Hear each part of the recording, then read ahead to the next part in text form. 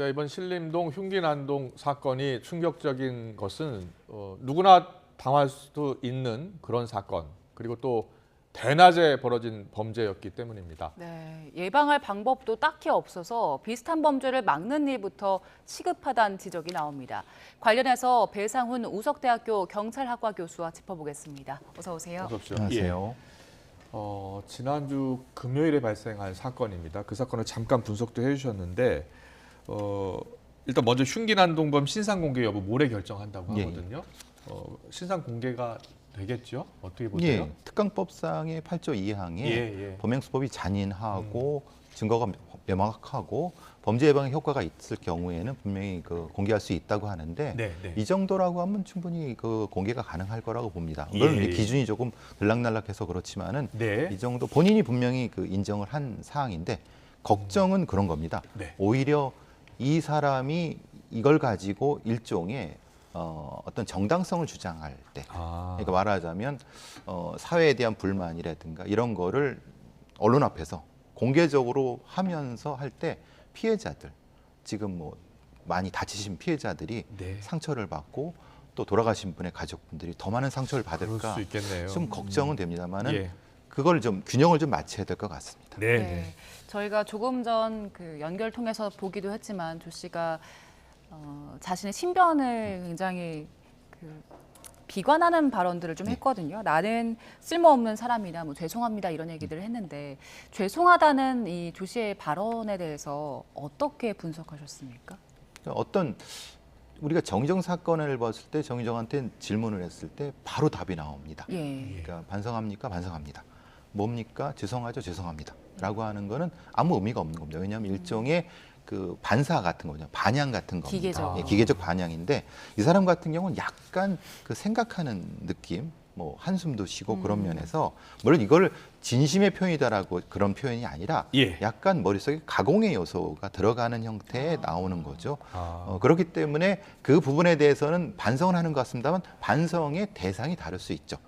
자신의 행위에 대한 반성, 그러니까 미안하고 죄송한 건 대상이어야 되는 거죠. 자기 주체적인 부분을 반성하는 건 그건 반성의 의미가 다르지 않습니까?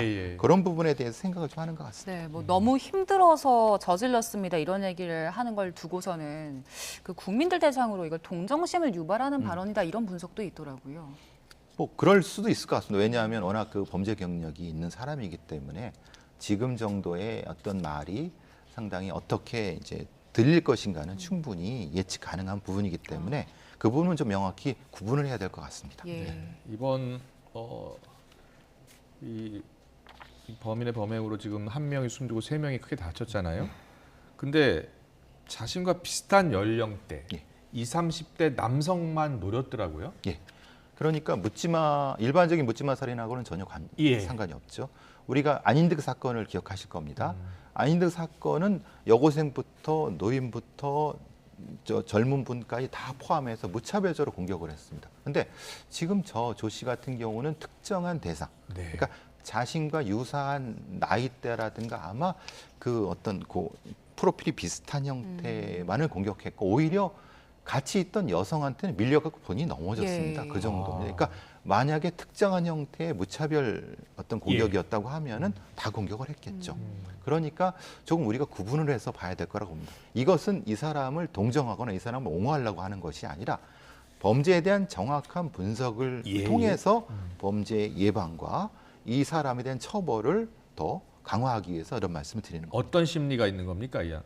그러니까 이제 말하자면 본인의 삶이라든가 이런 것을 다른 사람과 비교하면서 같은 조건에서 왜 나는 이렇게밖에 안 되지라고 하는 사실은 자기가 어떻게 했을 경우에 대한 것보다는 사회적인 어떤 부분 때문에 나는 저 사람보다 못하게 됐어라고 하는 일종의 타인에 대한 책임 전가라든가 타인에 대한 어떤 부분 이런 것들이 조금 이 부분에서는 나타난다고 볼 수 있죠. 지금 말씀하신 부분 타인에 대한 책임 전가 부분과 관련해서 정유정 사건과 비슷하다는 이야기들을 좀 하더라고요. 그렇죠. 근데 이제 행동 양식은 좀 다릅니다. 정유정은 주로 내적으로 들어가 있는 거고 이 사람 같은 경우는 외적으로, 그러니까 외적인 일탈이라든가 외적인 공격성 이런 것들이 강하게 나타나는 부분인 거고 물론 순간적으로 폭발한 부분은 둘 다 동일하게 나타나지만요. 네. 차이는 분명히 있는 것 같습니다. 사이코패스 성향을 봤을 때 네. 어느 정도 수준이라고 보세요? 근데 이제 사이코패스 성향은 아직은 좀 모르겠습니다. 왜냐하면은 예. 사이코패스라고 하는 건 무감하고 어떤 무책임한 부분이 존재하기 때문에 무감한 것보다 무책임한 부분 쪽에서 이 조 씨가 연관이 될 수 있는데 사이코패스에도 한 4가지 영역이 존재하고 그 영역 중에서 하나일 가능성은 있지만은 예. 단정 지으면은 오히려 이 조 씨 개인에 대한 즉 말하자면 개인에 대한 책임만으로 이 사건 자체가 축소될까 좀 걱정이 네 돼서 가지 영역이라는 말씀 좀 뭐니 구체적으로 말하자면 설명해 주세요. 개인적인 심리 영역이라든가 예. 인간관계 영역이라든가 일탈이라든가 반사회성 같은 아. 형태의 4가지 영역으로 이 사이코패스의 예. 이 영역을 나눕니다. 아. 그러니까 어느 같은 경우는 굉장히 소심한데 굉장히 그 폭력성이 강하거나 네. 예. 아니면 굉장히 대외적으로 활달한 형태의 무엇을 하는데 실제로는 이 공격성은 좀 낮거나 이 4가지가 이 각각에 따라서 좀 나눠집니다. 네. 네, 네. 그러니까 정의정과 저 사람은 어떤 차이가 있는지는 구분을 해야 되겠죠. 예. 그래서 지금 상태에서는 그 부분을 구분하기 쉽지 않습니다. 그러니까 정확 검사를 통해서 나타날 부분입니다. 예. 앞서 범죄 예방 차원에서 예. 일단 이번 사건, 이번 범죄의 그 원인을 좀 봐야 된다고 하셨는데 사실 아직 범죄의 그 동기가 드러나진 않았잖아요. 그 동기를 어떻게 알 수 있습니까? 동기는 이제 보통 프로파일러들은 제일 그 일반적인 접근 방법은 생애사 접근 방법입니다. 그러니까 본인이 하고 싶은 얘기를 다 하게 합니다. 예. 그러니까 그게 그 중에 거의 태반은 거짓말일 가능성이 높습니다. 예. 초기에는. 아. 근데 그거를 계속해서 반복해서 얘기를 하게 합니다. 네. 같은 얘기를 한 15번 이상 거짓말을 못 합니다. 네. 네. 그러니까 아무리 심리적으로 강한 사람도 예. 거짓말이라는 것을 10번 반복해서 할 수는 없습니다. 그렇군요. 그래서 프로파일러들은 일종의 이제 생애사 방법이라고 하는 걸 통해서 지속적으로 본인의 생을 얘기하게 합니다. 같은 질문을 계속 던진다는 겁니까? 근데 그걸 같은 질문을 던진지 모르게 던집니다. 아, 그런 식으로. 조금씩 그럼, 바꾸면서요. 예, 조금 바꾸면서 하게 되면은 본인이 강조하는 지점이 조금씩 달라집니다. 예. 그러면 그걸 합쳐보면은 이 사람이 어디를 거짓말을 하는지 압니다. 그러니까 이게 사실은 우리는 2차원을 듣지만 사실은 3차원적으로 조합해 보면은 네. 이 사람이 무엇이 각성돼 있고 무엇이 일종의 그 부족한 부분이거나 아니면 뭔가 왜곡된 부분인 걸 알 수 있습니다. 그럼 그 부분을 그 다음 스테이지에서는 다음 네. 단계에서는 거길 집중적으로 질문을 합니다. 본인은 모르게 합니다. 그래서 그렇군요. 이렇게 이 상태에서 요렇게 들어갑니다. 그럼 나중에 보게 되면 자기가 스스로 자기 얘기를 하게 됩니다. 자기의 어떤 트라우마건 아니면 이런 부분을 얘기하게 합니다. 그게 이제 프로파일러들 방법입니다. 네. 그래서 전문가가 필요한 거겠죠. 그런데 처음에는 펜타닐을 복용했다라고 진술을 했다고 해요. 왜 펜타닐을 복용했다고 했을까요? 나중에 진술을 번복했는데. 이게 실제로 그 펜타닐 검사나 이런 거에서 음성이었잖아요. 나타나지 않으니까 예.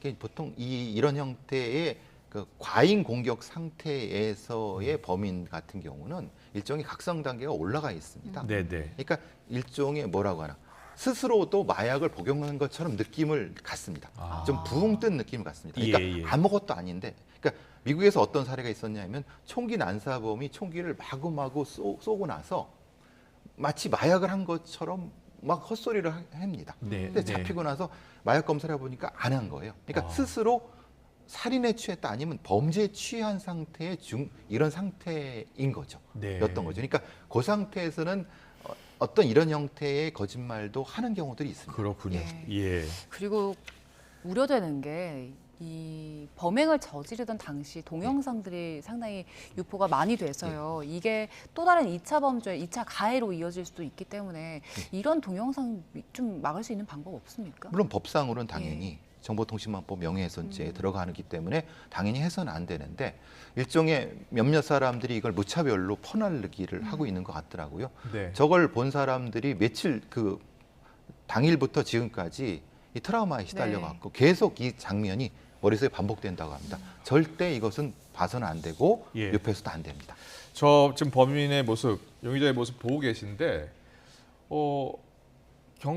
그 범행을 저지르고 도망가지 않고 저렇게 근처에 앉아 있는 거예요? 예.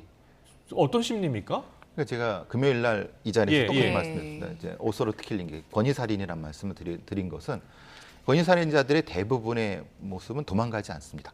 뭐냐? 일종의 법정 투쟁을 합니다. 본인들이 얘기한 법정 투쟁이라는 표현을 쓰는 거는 자신의 정당성, 이게 자기를 버린 사회에 대한 불만 같은 거라든가 내가 왜 이것을 저 사람들을 공격했는가에 대한 거를 계속 강조하기 위해서 굳이 도망가지도 않고 예. 스스로 체포되거나 그러면서 이제 이런 방식이 반복될 수 있습니다. 예. 그러니까 그렇게 되면은 피해자들이나 피해자 가족들은 상처를 받고 예. 그 상처를 받는 모습 때문에 더더욱 그 행동을 하는 경우도 있습니다. 그렇군요. 예. 네. 그리고 이번에 이 사건 보고 나서 이제 대낮이었고 사람들이 상당히 많이 다니는 신림역이었잖아요. 네. 그래서 나한테 그런 일이 일어나면 어떻게 해야지라고 걱정하는 분들이 상당히 많더라고요. 근데 이런 경우에 미리 우리가 막을 수 있는 방법이 있습니까? 사실 신림역이라는 데가 사람도 많이 다니고 예. 사실 안전한 장소입니다. 예. 이런 일이 벌어질 거의 없지만은 결국 이것은 제도적으로 어떤 공간 방어라는 개념이 작동이 안 된 거다라는 네. 말씀을 드리고 싶은 건 뉴욕에 기마 경찰이 있습니다. 예. 왜 기마 경찰이 있겠습니까? 그 21세기에 예.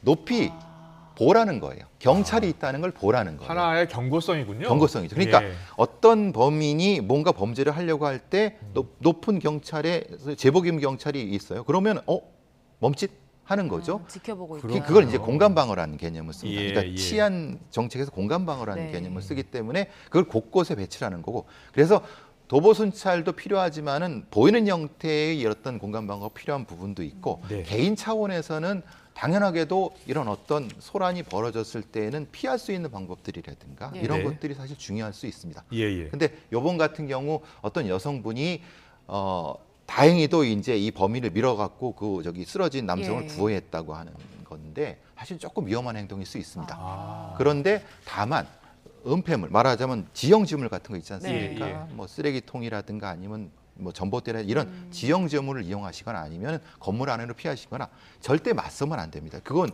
맞서서 이 정도의 위험한 범죄자를 맞서서 이길 수는 없습니다. 저런 공포스러운 상황에 맞닥뜨렸을 때 어떻게 행동해야 됩니까? 가장 먼저는 가장 침착한 겁니다. 아. 왜냐 흥분해서 아니면 당황해서 뒤로 도망갈 때 가장 위험한 건 넘어지는 겁니다. 그러니까 자기가 자기도 모르는 통제가 안 돼서 넘어지면 위험한. 그러니까 지금 피해자분들도 사실 그런 경우가 있어갖고 안타깝지만은 네. 이게 가장 첫 번째 부분이고 예, 예. 또 하나는 주변에 도움을 청하는 겁니다.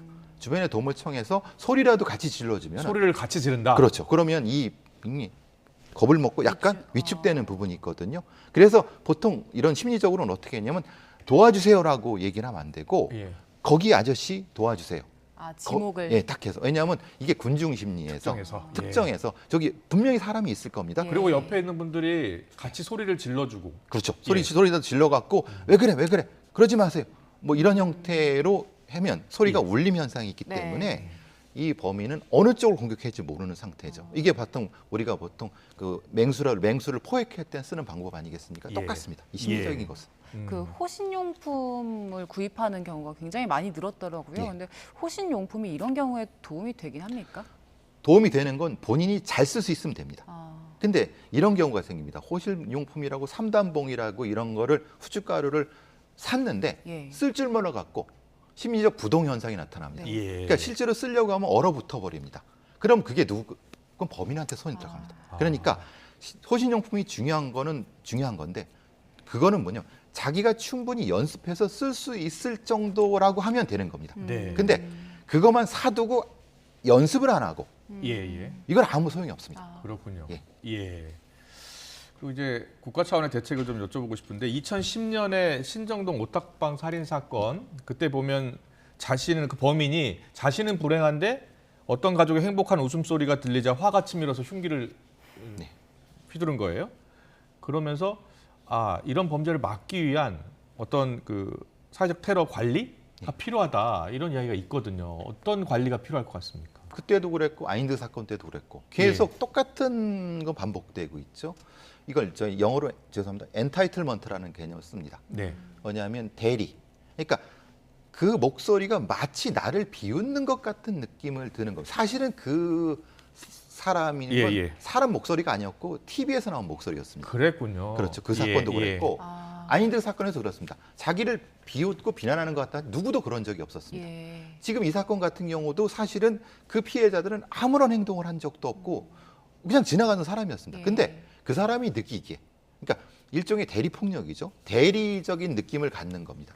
그렇다고 봤을 때 두 가지 요소가 있습니다. 첫 번째는 이런 사람들은 기본적으로 자잘한 형태의 그 범죄를 저지릅니다. 예. 반복해서. 그러니까 예. 일종의 재범 관리가 필요한 부분인 거고요. 재범 관리가 그리고 필요하다. 이 재범 관리와 연결됐을 때 이게 보통의 정신적인 스트레스와 연결되기 때문에 서울의 구마다 정신보건센터가 있습니다. 예. 그러니까 분명히 있으면서도 사실 안 쓰는 거거든요. 네. 그러니까 재범 방지 프로그램과 정신보건센터가 통합된 형태의 일정 정도 스트레스가 이상의 상태의 사람들을 심리적으로 관리할 수 있는 시스템. 네. 이게 사실은 재범 방지 프로그램이라고 하는 거고요. 예. 물론 뭐 서구 외국에서는 이런 프로그램이 있습니다. 아, 그렇습니까? 예. 그 예. 이제 좀 비쌉니다. 해외에서도 이런 비슷한 사건들이 많이 일어나잖아요. 많이 일어나죠. 왜냐하면 어떤 이게 대책을 마련해 놓고 있는 거예요? 재범 방지 프로그램에서 외로운 늑대들을 관리하는 거죠. 이거 아. 외로운 늑대라고 하지 않습니까? 그러니까 사회적 불만을 가지고 있는데 무기를 가지고 그것을 일반 대중한테 예. 그걸 해소하는. 그렇기 때문에 재범 방지 프로그램이라는 거 하는 것은 굉장히 포괄적입니다. 예. 그러니까 수용자 관리 프로그램, 수용 이후에 심리 관리 프로그램, 직업 관리 프로그램부터 시작해 갖고 그것은 소년범 단계부터 꾸준히 누적되어 와야 됩니다. 지금 이 범인 같은 경우도 소년범 단계부터 10몇 범 이상씩 하고 네. 성인 때도 하고 그러면 국가는 이 사람의 위험성이 높아질 동안 뭐 했냐 이 말입니다. 아. 그럼 법무부 범죄예방국에서 이 사람에 대한 관리는 돼 있었느냐? 예. 사실은 데이터도 없는 상태라고 하는 거죠. 네. 장관께서는 거기 와서 추문을 하시지만 정확히 무슨 대책을 내릴 것인가를 말씀을 하셔야지 예. 장관이 시민은 아니지 않습니까? 예. 대안을 내셔야죠. 그러니까 이 부분이 사실은 우리가 비어있는 공간이다. 아. 말씀하신 것처럼 2010년도부터 이런 일이 벌어졌는데 사실은 대안은 없는 거 아닙니까? 예. 그렇군요. 알겠습니다. 국가의 책무가 국민의 생명, 안전, 재산을 다 지켜주는 건데요. 여러 전문가들의 의견도 수렴해서 이번에는 꼭 필요한 대책을 세워야 될 것 같습니다. 배상훈 우석대학교 경찰학과 교수와 짚어봤습니다. 잘 들었습니다. 고맙습니다.